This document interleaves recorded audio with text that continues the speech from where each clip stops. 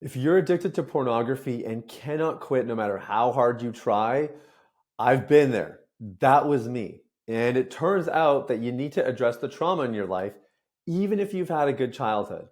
So, in this video, I'm going to explain the link between pornography addiction and trauma and what you can do to heal from both. I'm Sathiya Sam, a men's transformation coach, international speaker, and author, and I've dedicated the last 6 years of my life to helping men successfully quit pornography. So, in the 1,500 plus men that I've worked with, every single one of them has had trauma in their life to some degree, and they were not able to get free until they were willing to confront the trauma. Now, I say that all easily, but the honest truth is when I was addicted to pornography and I watched videos like this and heard content like this, I ignored it because I told myself I had a good childhood.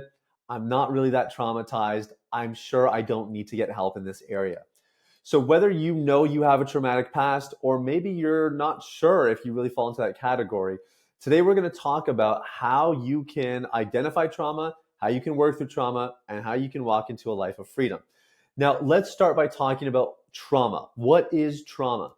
Very simply put, trauma is an experience you cannot integrate. Okay, trauma is an experience you cannot integrate. So what does that mean? Well, right now you're having an experience and your brain and your body are processing the sound and the words and the visuals and everything in your environment. And it is able to integrate those things because there's no overwhelm, there's no shortages in your system. You're having a very comprehensive experience right now. Trauma is when things are overwhelming. Imagine that the screen flashed to something that was really bright and flashy and a little bit overwhelming, and maybe it even hurt your eyes a little bit. That's an example of something that is overwhelming. Your brain can't fully integrate it. So you close your eyes or you cower. So an extreme version of this would be a car accident, right? You get into a car accident and so much happens in a split second that your body can't fully integrate everything that's going on. And you wind up with trauma. Now, this is a more easy way to explain trauma because we're talking about something that's happened to you. And this is sort of category one. When we start talking about trauma, people immediately start to think about all the bad things that happened to them, right? The breakup or the hurtful words or the abuse or whatever it might be. But there's a second category of trauma, and that is what didn't happen. And this is where a lot of people who say they had good childhoods often find their trauma. It's not in things that happened to them, it's in things that didn't happen to them. So I was addicted to pornography for 15 years, and my big trauma piece that I needed to recover from involved my relationship with my mom. And my mom is an amazing woman. She's loving and she's caring and she was present and she really took care of all of us quite well growing up. But my mom was not an expressive person. She didn't really show love very much physically and not even with her words. Her way of showing love was through doing things. So I always knew that she loved me, but I had a lot of moments growing up where I felt unloved. And because I felt unloved, I started to question my value and I started to have this appetite for female attention and female affection. So as a child, that wasn't really a big deal. But when I became a teenager, I started to chase girls a lot more. I got exposed to pornography. And by the time I was an adult, pornography was addictive. I could not resist pornography because I was satisfying that need that had been unmet for my entire life, that need for female attention and female affection. And as crazy as it sounds, watching women on the screen and watching them engage sexually gave me this pseudo feeling of that need being met. So this is a great example where nothing really happened to me. It's more about what didn't happen. And this is why I'm convinced that every single person who's struggling with pornography likely has some unresolved trauma that needs attention. Now, for me personally, addressing this area is what changed everything. And later on in the video, I'll explain why that's the case. But let's first establish that trauma is an experience that you cannot integrate. Okay, it's something that causes overwhelm in the system and you're not able to fully process it. Now, some people will say there's little t trauma and big T trauma. You know, big T trauma is kind of like the major events that we all think of when we hear the word, and lower T trauma is, you know, those little minor events. I'm personally not a huge fan of that perspective. What I would rather say is whether the experience caused a little bit of overwhelm or a lot of overwhelm, it was trauma and it needs to be addressed. Now, the reason trauma causes porn addiction is for several different reasons. At the core of it, trauma stunts development. Trauma stunts development. So let me use my own life as an example. I grow up with this unmet maternal need, this feeling of being neglected, being unloved, being unworthy of attention. Because I have this trauma in my life, I'm not able to mature and learn how to relate emotionally with other people, and especially with other women. And again, when I was younger, you couldn't really tell. But by the time I was university age, all of my girlfriends are saying, I can't connect with you. There's no intimacy in this relationship. I don't feel like I know you. I'm starting to get this feedback and I can't understand why they're saying that because as far as I can tell, I'm present and I'm doing my absolute best. Now, what do you think happens when there's disconnection in a romantic relationship? I turn to pornography, right? Because that's what I've done my entire life. Anytime I feel this sort of disconnection or this need's not getting met or there's something kind of missing emotionally, I just slap some pornography on there and that temporarily relieves the situation. Now, that's only one layer of it. Another great example is when it's not romantic, and it's not really that related. Maybe you have a father who was verbally not really that nice to you. He was really critical and he spoke a lot of mean things over you, and it really imprinted your sense of self and who you are and how you view the world.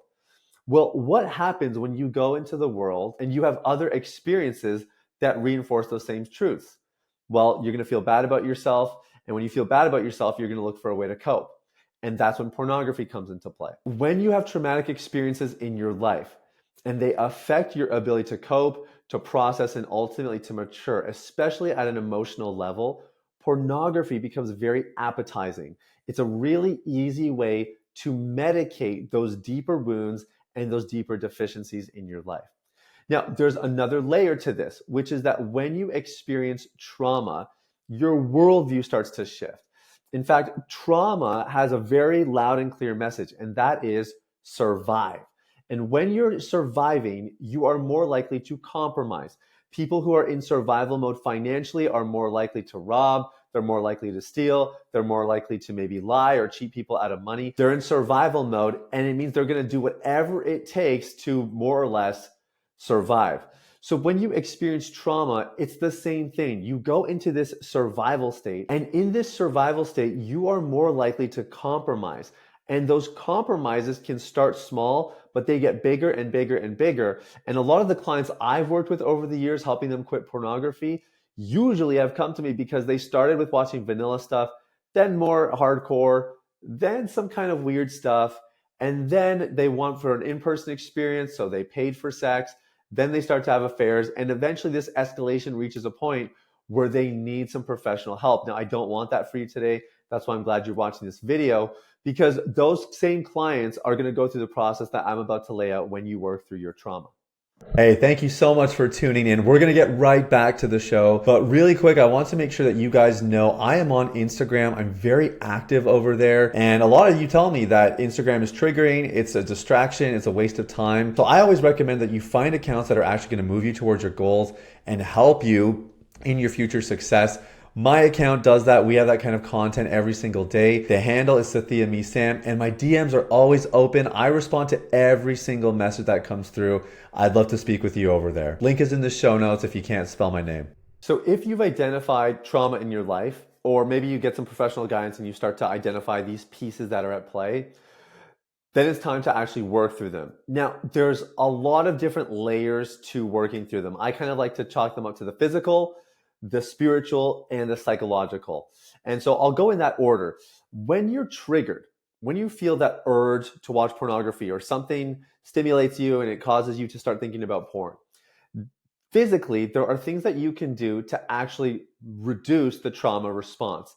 Two things in particular. Number one, move your body. Okay, moving your body goes a really long way. Changing your environment. Sometimes that means shutting down the device, walking out of the room, walking out of the house. Whatever you got to do, movement is really powerful. And the other thing you can do is a deep belly breath. Okay, your belly should actually move when you breathe in. That deep visceral breath is going to slow everything down. And a typical trauma response might be, jumping for a quick fix, a quick hit, that sort of thing. That deep breath is going to slow everything down. Spiritually, there's a bunch of things that we can do to work through trauma. Now, these are not in the moment things like the physical ones. Those physical ones are good to kind of just reduce things temporarily. But if we really want to resolve trauma so that it doesn't keep coming back again and again, spiritually, this is going to look like two things. Number one is we want to reach a place of forgiveness, forgiving ourselves, forgiving others, forgiving whoever was involved in those traumatic experiences. The day I forgave my mom is the day that my porn addiction began to end. It didn't end right there. It took me a few more months afterwards, but I took a huge leap forward by forgiving the right people for the right things, which is why you want to actually spend a majority of your time identifying the trauma, clearly articulating it, and then the solving part actually is a lot easier. That was the case for me. The other part spiritually that really helps from healing trauma is breaking soul ties. And I'm going to do another video explaining this a little bit more, but breaking soul ties is very important, especially if you've been watching pornography a long time or you've had other sexual experiences that you want to eliminate. Psychologically, there's lots of different ways to heal trauma. Some very popular methods today are EMDR, CBT, DBT. There's a bunch out there. But what I like the most is inner child work. We've just found that working with our clients, inner child work is the fastest way to get to the absolute core of the issue. And that's what we want to do. We don't want to just kind of scratch the surface when it comes to dealing with trauma. We want to get as deep as possible. Inner child work, if it's done with a professional, you can get there very quickly and you can also recover from it very quickly and really transform those experiences into positive ones that change your worldview, that rewire your brain, and that allow you to mature again emotionally, psychologically, and spiritually. So look, when I was struggling, I would watch content like this and I appreciated it, but I didn't always know what my next step was. If you want some help identifying trauma, working through trauma, figuring out how to piece all this together, hit me up on Instagram. I'm very active over there. I read and respond to every single message. I'd love to be able to help you out as well. In the meantime, thank you so much for watching this video. Make sure you like and subscribe, and I'll see you in the next one.